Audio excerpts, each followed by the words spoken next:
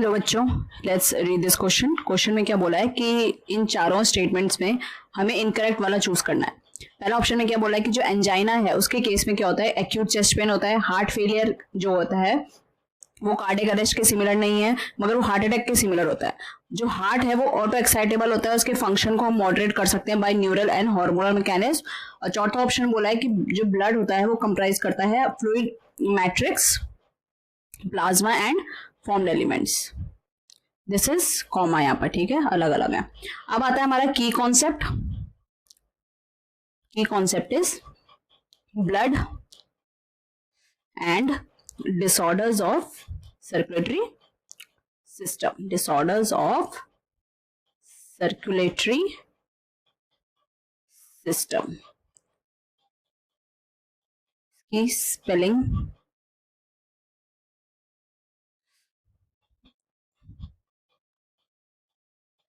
This is disorders.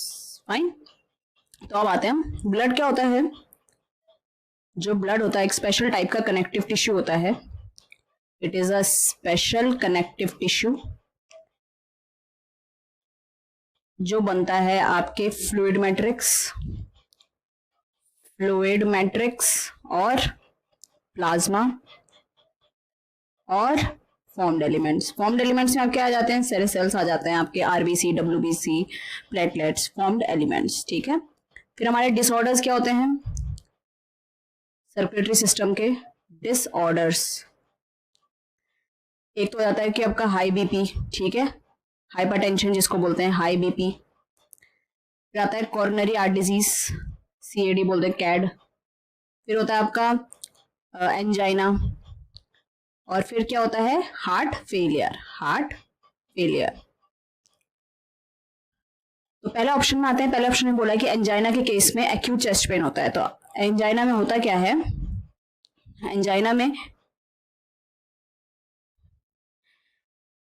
Oxygen, not enough oxygen is reaching heart muscle, ठीक है, oxygen is not reaching heart muscle और उसकी वजह से क्या हो रहा है, उसकी वजह से एक्यूट चेस्ट पेन होता है, एक्यूट चेस्ट पेन। तो हमारा ये वाला ऑप्शन सही है कि एंजाइना के केस में चेस्ट पेन होती है, तो इसको हम हटा देंगे क्योंकि हमें इनकरेक्ट चूज करना है। फिर बोला कि जो हार्ट फेलियर है वो is not same as cardiac arrest but similar to heart attack. तो हार्ट अटैक क्या होता है, हार्ट फेलियर में क्या होता है, सबसे पहले देखते हैं हार्ट फेलियर में क्या होता है।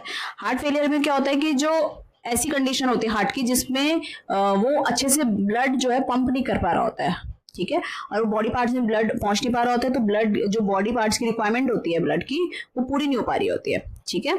Condition of heart not pumping blood effectively. और इसमें क्या होता है कि जो लंग्स में है वो कंजेशन फील होता है, तो इसलिए हम इसको कंजेस्टिव हार्ट फेलियर भी बोलते हैं, congestive heart failure.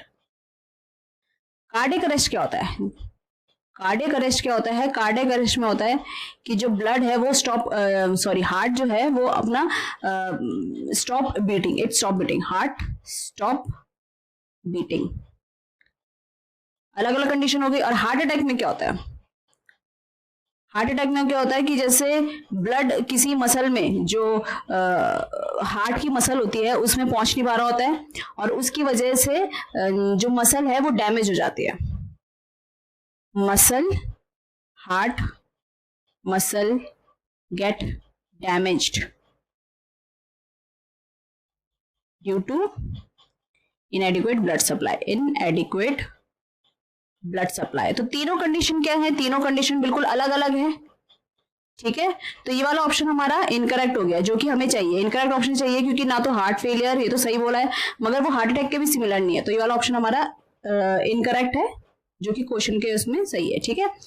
Third option क्या देखते हैं कि ऑटो एक्साइटेबल है और इसका फंक्शन जो है वो न्यूरल और हार्मोनल मैकेनिज्म से मॉडरेट होता है। देखो ऑटो एक्साइटेबल तो क्यों होता है, हार्ट में होती है हमारे एसए नोड, ठीक है, एसए नोड होता है, एवी नोड होता है, और ये क्या है, ये नोडल टिश्यू है और इसकी वजह से क्या होता है, हार्ट जो है वो ऑटो एक्साइटेबल होता है, इसलिए हम क्या बोलते हैं, जो ह्यूमन हार्ट होता है दैट इज मायोजेनिक।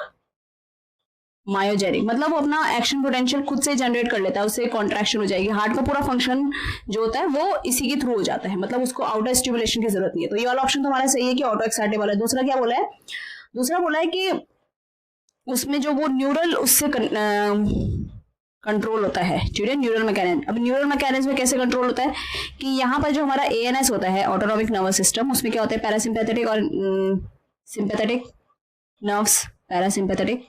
अब पैरासिम्पैथेटिक कब एक्टिव होते हैं, जब रिलैक्स कंडीशन होती है, ठीक है, जब तुम बिल्कुल रिलैक्स कंडीशन में हो तो उस टाइम पे एक्टिव होता है। उस टाइम पे क्या होगा, हार्ट रेट स्लो हो जाएगा, कार्डियक आउटपुट जो होता है वो स्लो हो जाता है। सिंपैथेटिक में क्या होता है, सिंपैथेटिक में बहुत ही फ्लाइट एंड फाइट वाली कंडीशन होती है, इमरजेंसी सिचुएशन में होता है, तो उस टाइम हार्ट रेट इंक्रीज हो जाता है, कार्डियक आउटपुट इंक्रीज हो जाता है।